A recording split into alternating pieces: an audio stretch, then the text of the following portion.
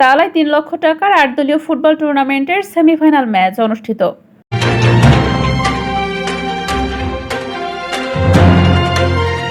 আসসালামু আলাইকুম দর্শক, সকলকে আমন্ত্রণ জানাচ্ছি বিবিআর নিউজ সংবাদে। স্টাফ রিপোর্টার মিরমিল্টনের পাঠানো ভিডিও চিত্রে দেখুন বিস্তারিত।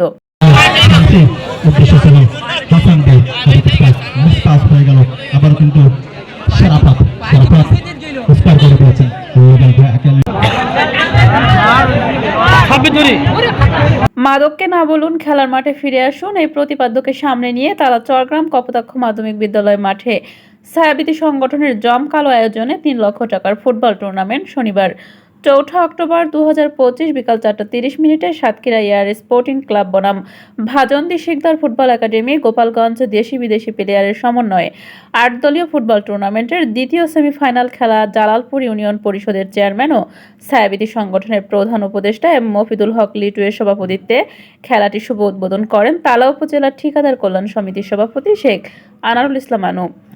ছায়াবীতি সংগঠনের সাধারণ সম্পাদক নাসির নাহিদের সঞ্চালনায় সম্মানিত অতিথি হিসেবে উপস্থিত ছিলেন বিশিষ্ট ব্যবসায়ী মেসার জায়েদ এন্টারপ্রাইজ ও তালা বাজার বণিক সমিতির সভাপতি মোহাম্মদ নুরুল ইসলাম, কলারোয়া উন্নয়ন পরিষদের নির্বাহী পরিচালক শেখ আব্দুস সালাম, বাংলাদেশ জাতীয়তাবাদী ছাত্রদল কেন্দ্রীয় সংসদের যুগ্ম সাধারণ সম্পাদক মারুফুল ইসলাম মারুফ, সার্বিক তত্ত্বাবধানে তালা উপজেলা যুব দলের যুগ্ম আহ্বায়ক ও ছায়াবীতি সামাজিক সংগঠনের সভাপতি মোহাম্মদ সাইদুর রহমান সাইদ। আরও উপস্থিত ছিলেন ছায়াবীতি সংগঠনের ময়েজউদ্দিন মাতব্বর, সাংগঠনিক সম্পাদক হাফিজুর রহমান হাফিজ, সার্জেন্ট আব্দুর রহিম, শেখ আরিফুজ্জামান, জাহাঙ্গীর হোসেন, রেজা কবির, রাশেদুল সিদ্দিক, আফজাল সহ আরও অনেকেই। উক্ত খেলায় ধারাভাষ্যই ছিলেন সাতক্ষীরা জেলা ক্রীড়া ধারাভাষ্যকার ফোরামের মাস্টার ও আলিউর রহমান ও জাতীয় ক্রীড়া ধারাভাষ্যকার ইসমাইল হোসেন মিলন। খেলায় অংশগ্রহণকারী সাতক্ষীরা এয়ার স্পোর্টিং ক্লাব বনাম ভাজন্দি শিকদার ফুটবল একাডেমি গোপালগঞ্জ 0-2 গোলে পরাজিত করে বিজয় লাভ করে। এই খেলায় বহু দূরদূরান্ত থেকে আসা ফুটবল প্রেমী ও লাখো দর্শকের উপচে পড়া ভিড় ছিল।